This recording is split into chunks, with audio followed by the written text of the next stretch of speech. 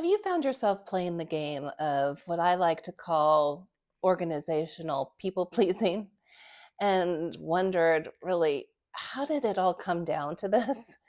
Today, we're diving into a topic that can feel difficult for anybody, but I think it can be particularly challenging when you're 50 and up. And that's the topic of navigating office politics and surviving in a toxic work environment. So, whether you're looking to maintain your sanity or simply protect your career, I've got some practical strategies to help you thrive. So, let's jump in. Now, the first thing is I want you to know that your experience and your wisdom are your greatest assets. At this stage of your career, well, maybe you haven't seen it all, but you've seen a lot of stuff. And that perspective can really help you uh, as you rise above what can be pretty petty in the political environment at work. And by political, of course, I don't mean political politics, but the office politics, the toxic work environment. So here's how we can look at leveraging our experience as 50 plusers to really win in this environment. The first idea here is to stay grounded in your values. In toxic work environments, it's super easy to get pulled into the drama because who doesn't get pulled in by those sorts of things? But what you need to do is instead of reacting emotionally, focus on staying rooted to your core values. So if you consistently operate with the integrity of your values and you focus on doing your best work, well, you'll naturally rise above all of the noise of the environment that you're in. The second idea here is to build strategic alliances. Office politics often boil down to relationships. So it's important that you cultivate strong professional connections with those who share your values or can provide support. So these alliances can be maybe a lifeline to you when things get tough.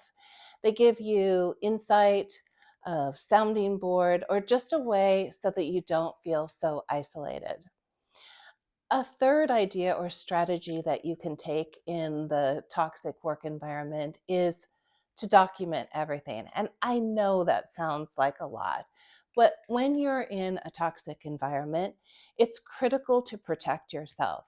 So document interactions, decisions, anything that feels off to you. This creates a paper trail that could help you down the line if things were to escalate. Plus, I think the advantage of the documentation is putting things down in writing can act sort of like a journaling exercise of sorts.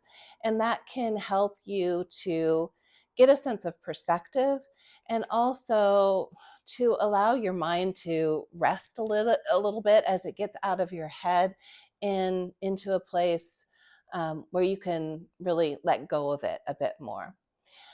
The fourth idea around a strategy that you can take is to practice emotional detachment.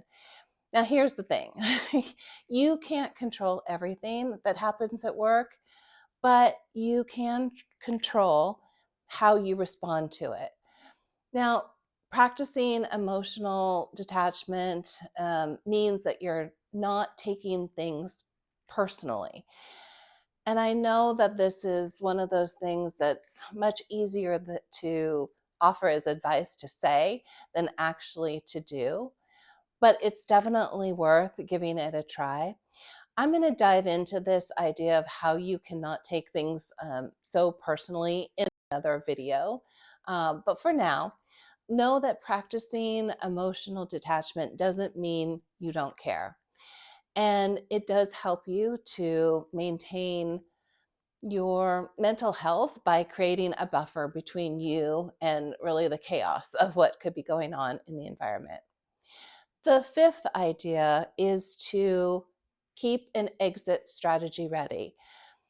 Having an exit strategy, whether that's retirement or consulting or moving to another job in another organization, having a plan gives you power. And knowing that you have options can really reduce the stress of a toxic environment. Navigating office politics at any age is tough, and it certainly doesn't feel good as a 50 pluser. But with the right mindset and strategies, you can protect your career and mental well being, even in a toxic workplace. Remember, you've worked way too hard to let office drama define your legacy. So stay focused, stay resilient, and keep looking ahead. Thanks for watching today. Drop me a note in the comments. I'd love to hear what's on your mind. Also, as I grow this channel and get the word out to others, I would sure appreciate it if you would hit that like button, if you would subscribe so that you can be first to hear as I drop new videos around tips for navigating through a mid-career journey. So I like to post twice a week, once on the weekend and once in the middle of the week. And until then, I will see you the next time around. Take care.